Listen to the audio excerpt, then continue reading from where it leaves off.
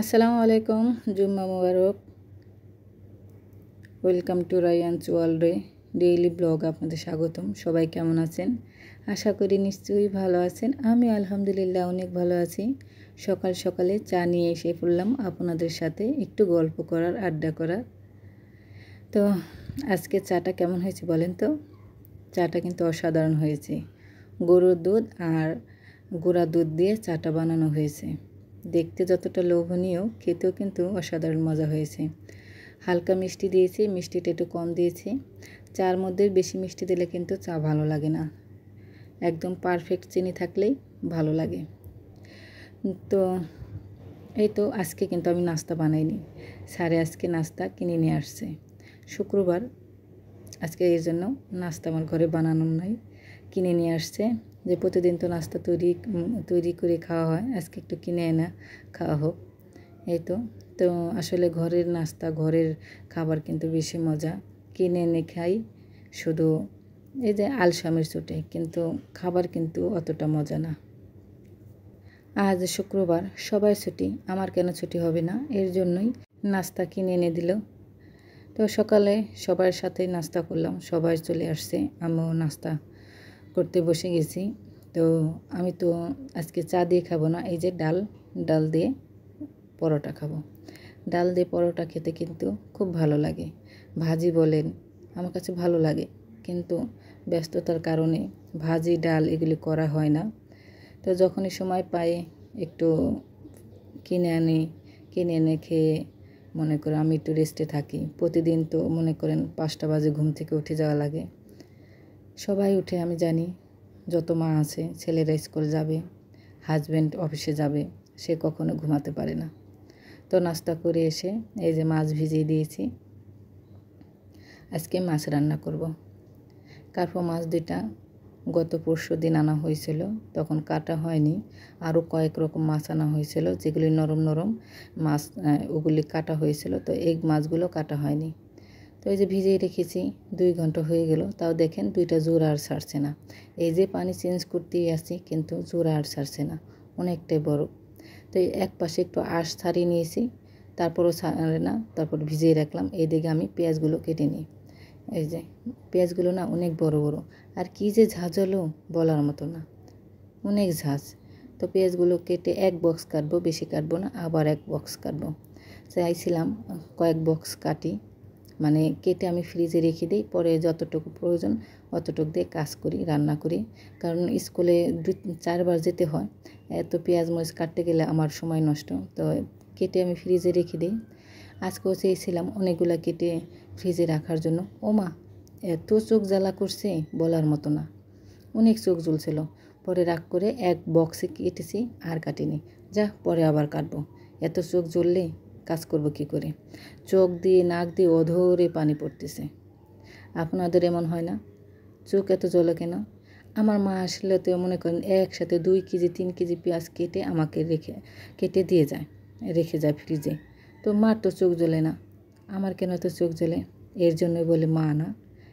মারও হয়তো জ্বলে, কিছু বলে না নাকি? কিন্তু চোখের পানি তো পড়ে না, চোখ জ্বলে। এর জন্যই মা মেয়ের জন্য কতটা কষ্ট করে। মেয়েকে কেটে মেয়ের জানে কোনো কষ্ট না হয়, অনেক কাজ গুছিয়ে রেখে যায় আমার মা আসলে। তো এই যে মাছটা অনেক কষ্ট করে ছাড়িয়ে, এখন এই যে আঁশগুলো আগে ছাড়িয়ে নিচ্ছি। বটি দিয়ে ছাড়ানো যেত, আমি আবার বসে বসে কাজ করতে পারি না। বসে বসে কাজ করতে গেলে কোমরটা খুব ব্যথা করে। তো এখন আমি এই যে আঁশগুলি ছাড়িয়ে নিচ্ছি আস্তে আস্তে। তো তারপরে দাঁড়িয়ে দাঁড়িয়ে বটি দিয়ে কাটবো। বসে কাটতে গেলে কোমরটা এত ব্যথা করে, পরে আর আমি কাজই করতে পারি না, শুয়ে থাকা লাগে। দাঁড়িয়ে কাজটাই বেশি করা হয়, বসে অনেক কম কাজ করা হয়। আর বসে হলো বড় মোড়া বা চেয়ারে বসতে পারি, আর নিচে ফ্রি দিয়ে বসতে গেলে পারি না। কিছুক্ষণ বসার পরে খুব ব্যথা, না হলে তাহলে শুয়ে থাকতে হবে। যাই হোক, মেয়েদের কোমরে ব্যথাটাই বেশি হয়, জানি না কেন তো হয়। তারপরে এই যে আঁশ ছাড়িয়ে এই যে বটি দিয়ে দাঁড়িয়ে দাঁড়িয়ে এখন কাটবো। আগে মাথাটা কাটি। মাছটা না অনেক বড় বলতে একদম বড় না, ভালোই বড়। বটি আন্দাজ মাছটা বড় হয়ে গেছে, আমার বটিটা তো ছোট। এই হলো।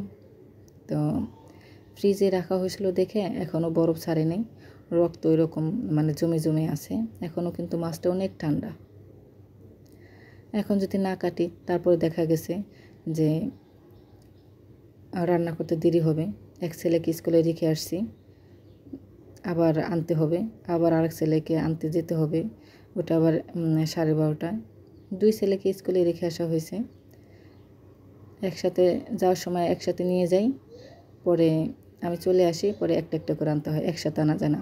সায়নের ছুটি হয় 10:40, রায়নের ছুটি হয় 12:30 বা 12:45, আস্তে আস্তে 1টা বাজে।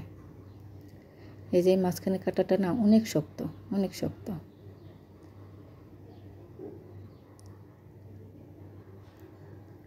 লেজটা না একটা ছোট হয়ে গেল। তো আমার ভিডিওটি যে যেখান থেকে দেখতেছেন কাছে ও দূরে, তাদের অসংখ্য ধন্যবাদ। ভিডিও দেখার সময় লাইক দিয়ে ভিডিও দেখবেন। আমার ভিডিও কেমন লাগে আপনারা কমেন্টে জানাবেন।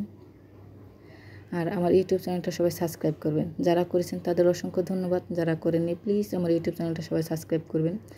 তো হাতে পলিথিন পেঁচিয়ে মাছগুলো এভাবে খেঁচে নিচ্ছি। খেঁচে আপনারা আবার কি বলেন, আমরা খেঁচেই বলি বা খাঁচা দিচ্ছি। এভাবে মাছটা পরিষ্কার করলে বিজল বিজল বা ময়লা এটা না চলে যায়। আর আমার ওই যে পাত্রটা দেখছেন, আমরা আতানি বলি, কে কী নামে জানেন কমেন্টে জানাবেন। আমরা এটা আতানি বলি। তো ওখানে অনেক ধার আছে, আমার আঙ্গুলটা ছিলে যাবে, তার জন্য পলিথিনটা পেঁচে মাছটা খেঁচে নিই। বিজল ময়লা সব আঁশ পড়ে যায় যেগুলি থাকে। তো ধুয়ে মাছটা সুন্দর করে ধুয়ে তারপর হলুদ লবণ দিয়ে মাখিয়ে এখন মাছটা ভাজবো। এই ছোট্ট কড়াইটা আমার খুব ভালো হয়েছে জানেন, কারণ বড় কড়াইতে দিলে অনেক তেল দেওয়া লাগে, তারপরে মাছ ভাজতে হয়। তাহলে না ডুবার তেলে মাছ ভাজলে কিন্তু অনেক সুন্দর হয়, ভালো হয়। আর আর বড় তেলে যদি অনেক তেল দিই, পরে মাছ ভাজা তেলটা রয়ে যায়। মাছ তো ভাজা হয়, তেলটা রয়ে যায়। ওই তেল দিয়ে কী করবো, তখন আবার দেখা গেছে ওই তেলটা দিয়ে তরকারি রান্না করেও থাকে, অনেক তেল থাকে। এর জন্য আমি ছোটো এই কড়াইটা কিনছি। অল্প একটু তেল দিলেও বেশি বোঝা যায় না, যেটুকু তেল দিই ওই যে ছোটো কড়াই ডুবে যায়, মাছটা ডুবে যায়। এটা মাথাটা বড় তো এর জন্য ডুবতেছে না, আর এটুকু তেলে হয়ে যাবে।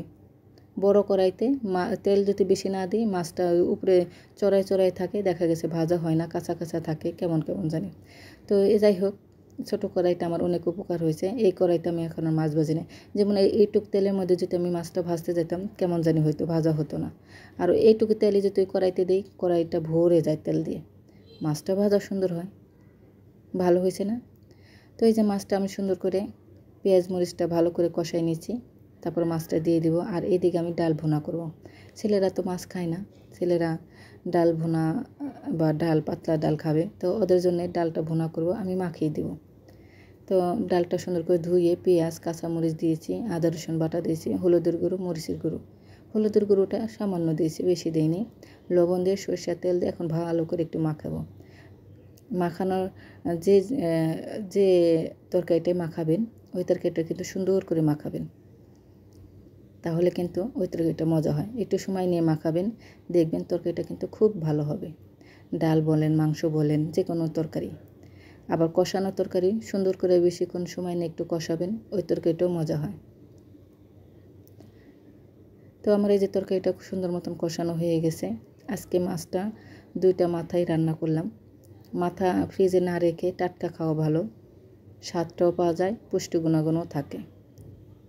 তাড়াতাড়ি খেলে, ফ্রিজে রেখে মাথা না খাওয়াই ভালো, তাড়াতাড়ি টাটকা টাটকা খেলেই ভালো হয়। তো এই যে তরকারিটা আমার হয়ে গেছে, জিরা গুঁড়ো দিয়ে এখন ওই একটু নাড়াচাড়া দিয়ে নামিয়ে নেব। আজকের তরকারিটা কিন্তু মাশাআল্লাহ অনেক স্বাদ হয়েছে। এই যে ডালটাও আমার হয়ে গেছে, জিরা গুঁড়ো দিলাম, ডালটা একদম গলায়নি, একটু আস্তে আস্তে রেখেছি, এটা খেতে কিন্তু খুব ভালো লাগে।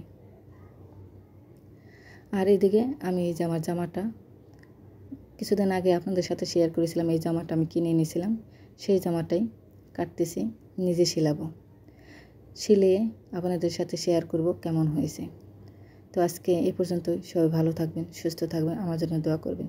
ভিডিওটি কেমন হয়েছে কমেন্টে জানাবেন। আল্লাহ হাফেজ।